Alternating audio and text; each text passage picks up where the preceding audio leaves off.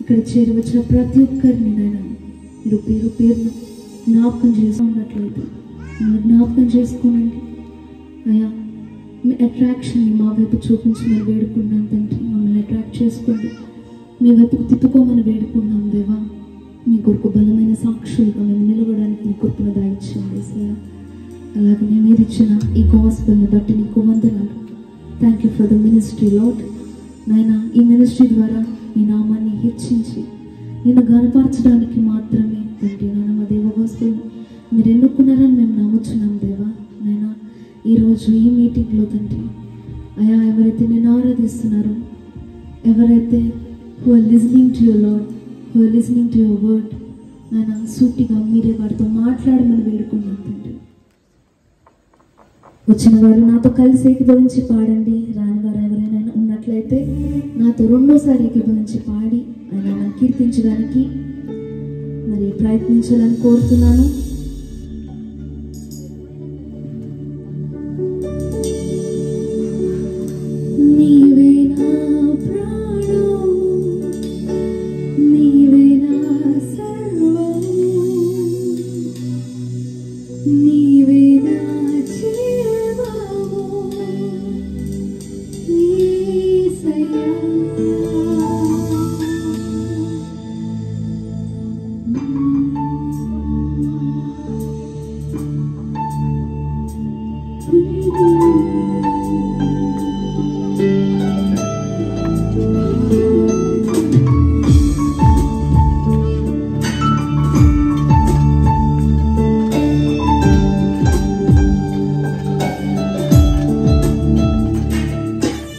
చప్పలు కొడుకుడు నన్ను మనం పడతాను.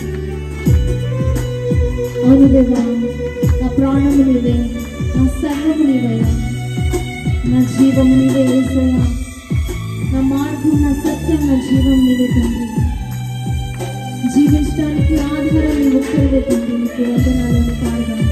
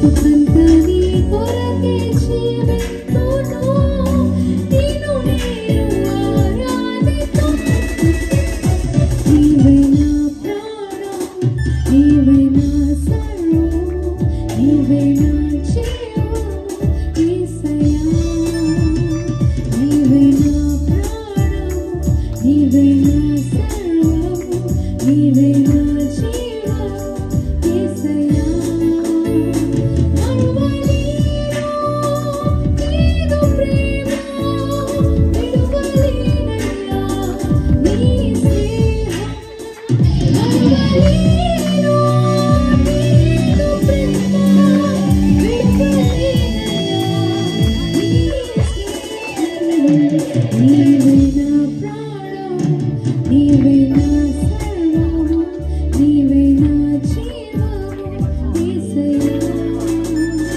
నీవే నా ప్రాణం నీవే నా సర్వం నీవే నా జీవం యేసయ్యా. Praise the Lord. నాకేమనిపిస్తుంది బైబిల్ లేదు కానీ చెప్తున్నాను. నేను ఈ విధంగా ఊహించుకున్నాను. ఏమంటే ఒక్కొక్క బొట్టు ఆయన శిలువలో శరీరం నుంచి కారుతున్నప్పుడు రక్తమంతా ఎందుకు గడిచాడంటే మనం చేసిన పాపం అంత ఎక్కువ పాపం చేసి ఉంటాం అనిపించింది. యేసు ప్రభు ఏం చేయాలంటే ఒక రక్త బొట్టు శిలువలో కాచి ఈ రక్తం సరిపోతుంది భూమి మీద ఉన్న ప్రతి పాపిది అని అన్నాడు అనుకోండి, సరిపోతుంది. ఆయన శరీరంలో అంతా ఎందుకు గడిచాడు అని అంటే మనం ఎంత పాపం చేసామో అసలు అర్థం చేసుకోవాలి. మనం చేసిన పాపం నిమిత్తమై ఆయన రక్తమంతా కార్చవలసి వచ్చింది. మన పాపం అంత భయంకరమైంది. దాని ఏమంటాడంటే నా పాపములు నా దోషములు నా తల వెంట్రుకల కంటే కూడా, అందుకే ఆయన రక్తమంతా కూడా కార్చవలసి వచ్చింది. తల వెంట్రుకల కంటే కూడా మించిపోయినాయి. అర్థం ఏంటి? తలలో ఉన్న వెంట్రుకలు లెక్క పెట్టలేము, మన పాపాలను లెక్క పెట్టలేము. అంత ఎక్కువైన పాపాలు మనం చేసాం. అందుకని ప్రభు మనల్ని విలువ పెట్టి కొన్నాడు. అక్కడ ఒక మాట ఉంటుంది కానీ అది మన వాక్య ధ్యానం కాదు. ఏమన్నాడు? మీ దేహముతో దేవుణ్ణి మహిమపరచాలి. ఈ దేహముతో దేవుని మహిమపరచాలి. దేవుడు ఎంత విలువ పెట్టి కొన్నాడు మనల్ని. చాలా మంది ఈ దేహముతో దేవుని మహిమపరచడం లేదు. వాళ్ళు క్రైస్తవులే. ఈ దేహం ఎందుకు ఇచ్చాడు దేవుడు అంటే ప్రభు కోసం. ప్రభువును మహిమపరచాలి, ప్రభువును కొనియాడాలి. అయ్యా నాకు దేహం ఇచ్చావు, ఈ దేహంలో ఏ పాపం కూడా చేయకూడదు, నేను ఈ దేహము ద్వారా మీకు అసహ్యమైన కార్యాలు చేయకూడదు.